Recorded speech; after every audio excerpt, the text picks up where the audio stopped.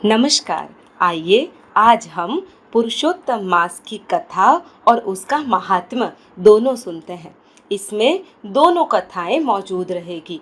एक होगा अध्याय 3 और दूसरे रहेगी अध्याय 3 का महात्म्य और उसकी प्यारी सी कहानी। हो सके तो अपने बच्चों को ये कहानियां अवश्य सुनाइएगा।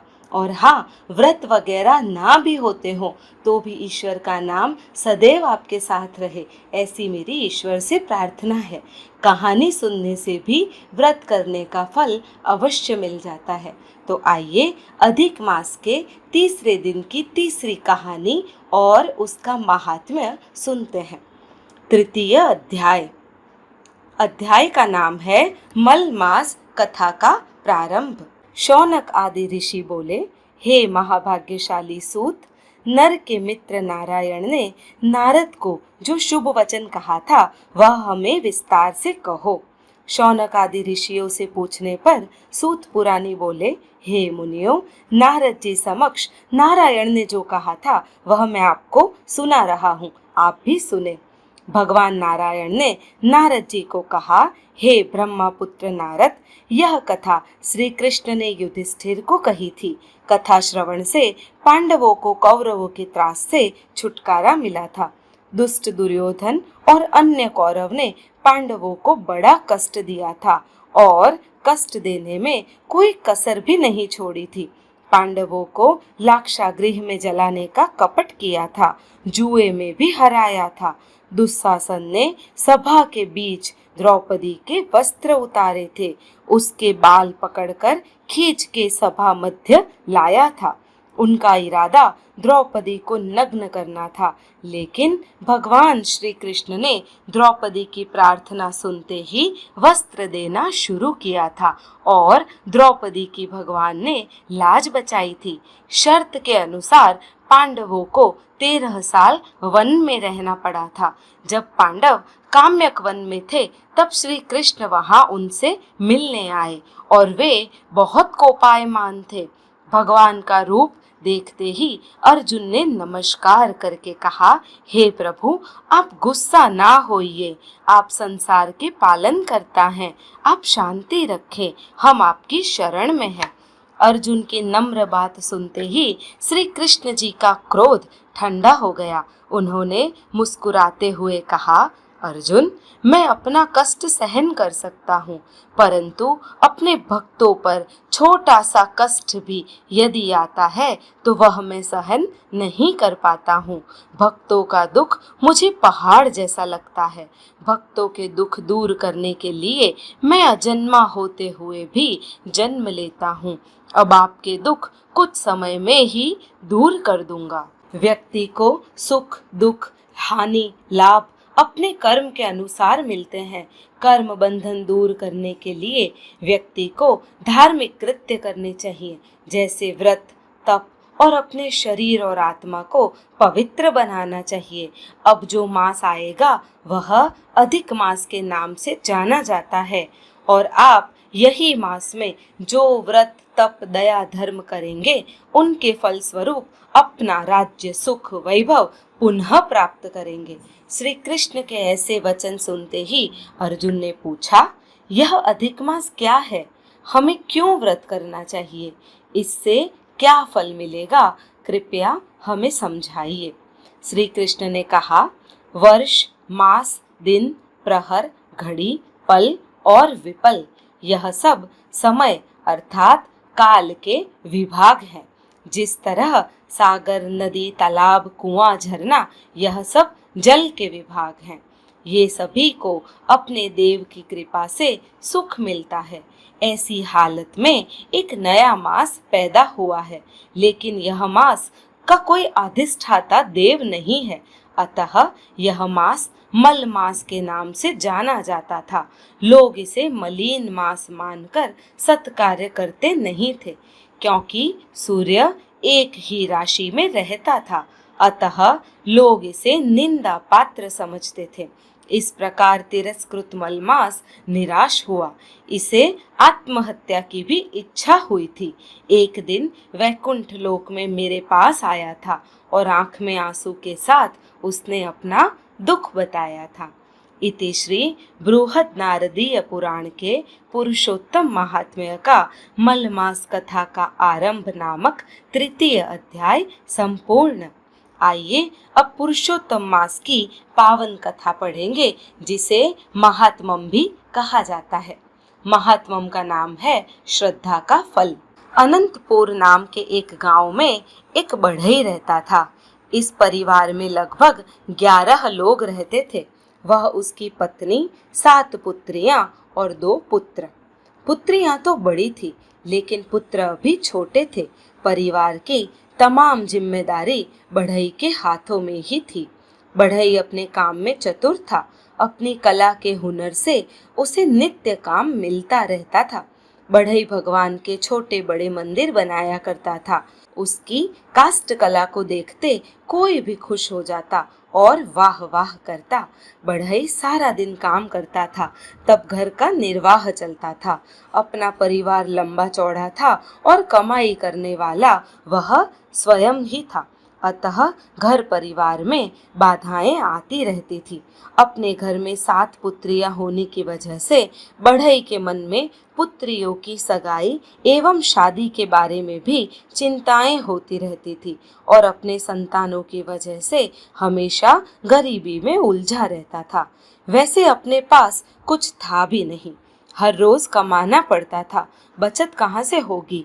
समय चलता गया। बढ़ई वहां का वहां रह गया। अपनी भरी जवानी समाप्ति की ओर जा रही थी और बुढ़ापा भी आने लगा था। अब शरीर भी और काम करने से मना कर रहा था।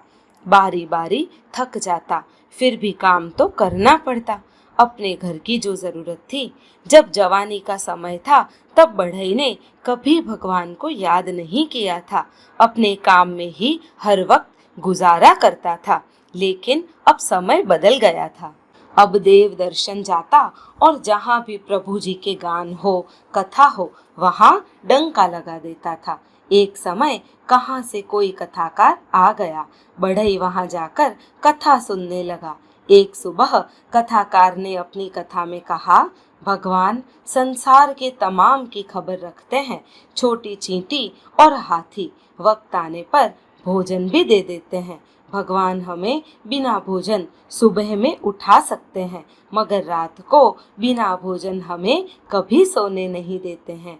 फिर भी सारी जिंदगी व्यक्ति चिंताओं के बीच गुजरता जाता है। जिंदगी में कभी भी भगवान पर भरोसा करता नहीं है। मगर एक बात सदा याद रखो, जो भगवान पर भरोसा करता है वह कभी दुखी नहीं होता। ऐसे आदमी का ध्यान भगवान स्वयं रखते हैं। कथाकार की कथा सुनते ही बढ़ई को भारी दुख हुआ। वह सोच में पड़ गया, सारी जिंदगी मैंने तो अपना काम किया, भगवान का नाम कभी नहीं लिया। आज भी मेरे पास वक्त है, प्रभु नाम का भजन करूं, नाम याद करूं और मेरा जीवन सार्थक करूं। इस सोच के साथ बढ़ई अपने घर आया और अपनी घरवाली को कहने लगा, अब मुझसे काम नहीं होता। यह बात तू अच्छी तरह जानती है। अब मैं भगवान का नाम लेना चाहता हूँ। वे मुझे शक्ति प्रदान करते रहेंगे और मैं थोड़ा कुछ काम करूँगा और इस सहारे जीवन चलता रहेगा। बढ़ई की बात सुनते ही पत्नी बोली, आपका कहना ठीक है। आपने सारी जिंदगी खूब काम किया है। अब भगवान में श्रद्धा से मन लगाएं। इधर भगवान भी न जाने अपने भक्तों की कसौटी करता है।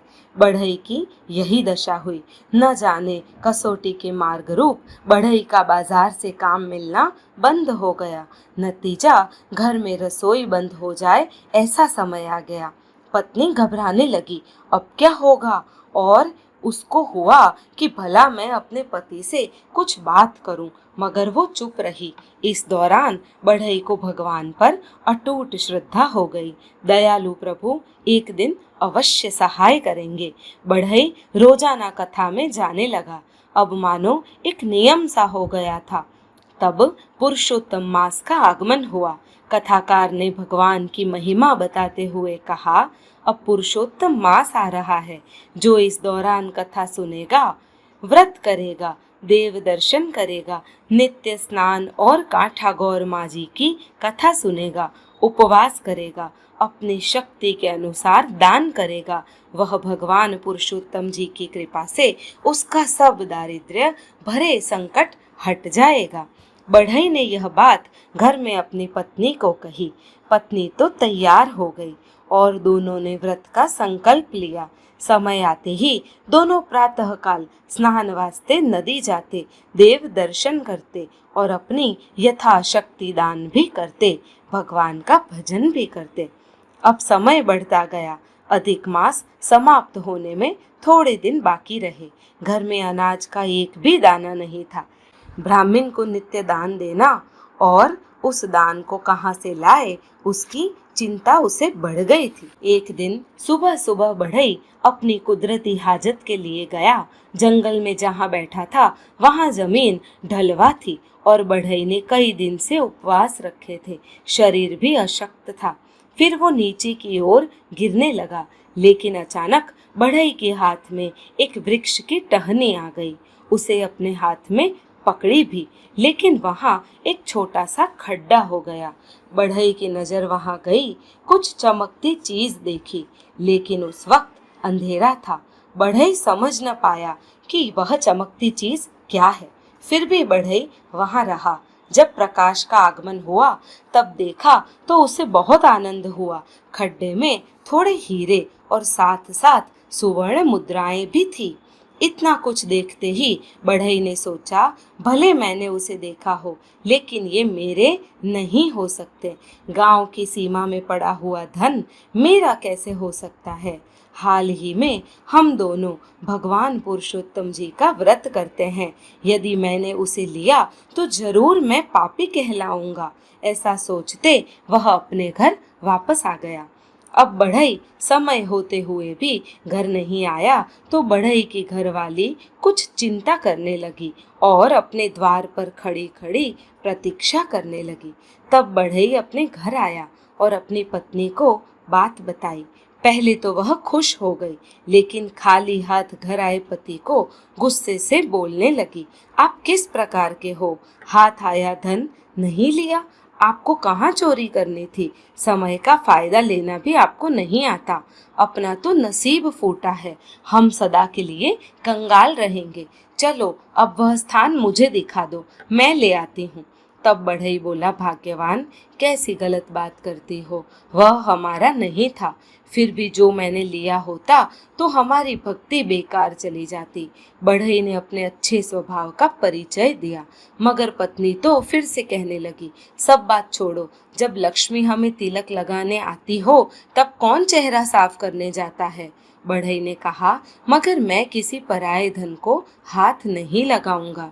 यदि भगवान की कृपा होगी तो यहाँ अपने घर में धन वर्षा हो जाएगी। बढ़ई की पत्नी आग बबूला हो गई। तब बढ़ई ने उसे निशान दिया और कहा, यदि तुझे जरूरत हो तो अकेली चली जा, मैं तेरे साथ नहीं आना चाहता। एक और बढ़ई की पत्नी धन लेने के लिए तैयार हुई तो दूसरी ओर अपने नियम अनुसार नदी स्नान का समय हो गया था। बढ़ई ने अपना नियम उसकी पत्नी को बताया और कहा, जो नियम टूटेगा तो अपने से भगवान नाराज हो जाएंगे। बाद में बढ़ई की पत्नी ने अपनी बात छोड़ दी और दोनों स्नान के लिए रवाना हुए। इसी दौरान यह सारी बात बढ़ई के पड़ोस में रहता एक हजाम अच्छे से सुन चुका था।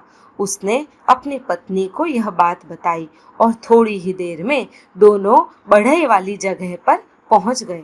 खड्डा भी देखा और दोनों राजी भी हुए। पर यह क्या, सोने के स्थान पर ढेर सारे बिच्छू थे। हजाम चकरा गया और घबरा गया। सोचने लगा, बढ़ई ने अपनी बात में सोने और हीरे की बात कही थी, यह कैसे बदल गए? लगता है बढ़ई ने हमें बिच्छू के जहर से मार डालने की योजना बनाई थी। हजाम ने बुरा सोचा और बिच्छुओं से भरा घड़ा अपने वस्त्र में लपेटे घर पर ले आया। बढ़ई के घर की सतह पर जाकर मिट्टी के बने नाल को हटाकर प्रतीक्षा करता रहा कि कब बढ़ई और उसकी पत्नी का आगमन हो। समय बीता। बढ़ई और उसकी पत्नी दोनों नदी से वापस आए। दोनों में से बढ़ई भगवान की पूजा करने बैठा। तब मौका पाते ही हजाम ने साथ में रखा बिच्छू वाला घड़ा उल्टा कर दिया और चमत्कार हुआ। हजाम ने बिच्छू गिराए थे, लेकिन भगवान की कृपा से सब सोने के सिक्के बन गए। एक मीठी आवाज करते हुए सब नीचे गिरे। बढ़ई और उसकी पत्नी आनंद में डूब गए। बढ़ई अपने आंसू को पोंछते हुए बोला, प्रभु जी, वाकई आपने मेरे लिए कष्ट उठाया है। आप सचमुच महान और दयालु हैं। बढ़ई को वैसे भगवान पर अपार श्रद्धा थी। वह समझा प्रभु ने उन पर कृपा बरसाई है। बाद में दोनों ने नीचे पड़े धन को इकट्ठा कर सुरक्षित स्थान पर रख दिया। बढ़ई की पत्नी ने कहा, मैंने आपका कहा माना नहीं, लेकिन आपकी श्रद्धा रंग लाई। अब मानना पड़ेगा। जो भगवान पर सच्चे दिल से श्रद्धा रखता है, उसकी मनोकामना अवश्य पूरी होती है। समय पसार होता चला गया। इधर बुरा सोचने वाला हजाम उसे भी होता कि अभी बढ़ई के घर से दुख भरी चीखें आएंगी, मगर ऐसा नहीं हुआ। तब हजाम खुद बढ़ई के घर देखने के लिए गया, पर यह क्या, यहाँ तो बढ़ई आराम से प्रभु जी की माला लेकर बैठा था और नाम ले रहा था। सच है कि धन जिसके नसीब में होता है उसे मिल ही जाता है। यहाँ बढ़ई के भाग्य में लिखा था तो हजाम ने लाकर छत से नीचे गिरा दिया, जबकि हजाम को एक फूटी कौड़ी भी नसीब न हुई। भगवान की माया और उनकी लीला अपरंपार है, कोई जानता ही नहीं है। बढ़ई की पति पत्नी दोनों ने कभी किसी को धन के बारे में कुछ कहा नहीं। वह धन अच्छे काम में आने लगा। भगवान पुरुषोत्तम जी का व्रत जो उन्होंने रखा था, वह अच्छी तरह से मनाया।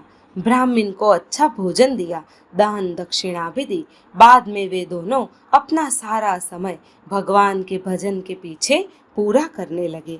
हे भगवान पुरुषोत्तम जी, आपने बढ़ई परिवार पर जिस तरह कृपा की, ऐसी आपके व्रत रखने वाले पर सदैव कृपा रखना। अंतर्यामी प्राण जीवन दया सिंधु देवकी नंदन मुकुंद मोहन मधुसूदन श्री कृष्ण शरणम मम। सत्य सनातन ज्ञान स्वरूप आप अलौकिक दिव्य स्वरूप, अद्भुत ऐसे एक अनूप श्री कृष्ण शरणम मम। स्वयं प्रकाशी आप रहो, सच्चिदानंद नाथ आप हो, विश्वेश्वर विराट आप हो, श्री कृष्ण शरणम मम। बोलो पुरुषोत्तम भगवान की जय। मित्रों, मैंने पहले दिन और दूसरे दिन की भी कथा मेरे इसी चैनल पर अपलोड की है, तो कृपया आप उसे जाकर अवश्य देखिएगा। यदि मेरा वीडियो पसंद आता हो और आपको हेल्पफुल लगता हो तो मेरे वीडियो को सब्सक्राइब कीजिए, चैनल को लाइक कीजिए और हाँ, शेयर करना ना भूलें। धन्यवाद। पुरुषोत्तम भगवान आप सबकी सदैव रक्षा करें और सबकी मनोकामनाएं अवश्य पूरी करें।